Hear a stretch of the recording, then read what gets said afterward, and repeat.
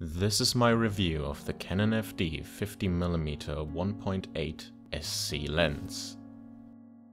Like many other vintage lenses, when wide open, it produces a very soft image with fuzzy edges. Meanwhile, chromatic aberrations and fringing is kept to a minimum. It is only really visible at very stark contrast spots.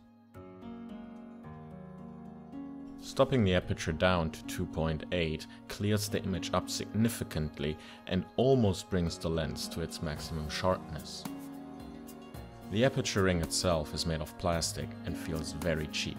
It rattles a bit left and right, and instead of one click it makes sort of a double click, sometimes causing confusion whether you have gone one stop or two stops ahead. The focus throw of around 180 degrees makes it very hard to pinpoint focus and leaves very little space for accuracy, especially in the further away distances.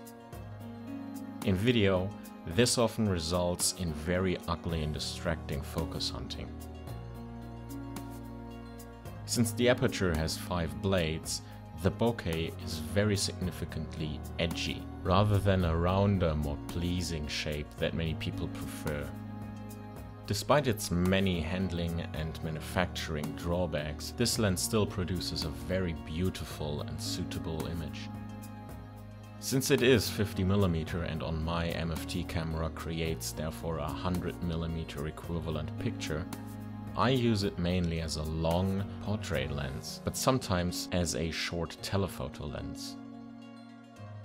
This lens fills a niche that I so far have not properly covered in my lens setup. And I think I can find a lot of uses for it in my future works.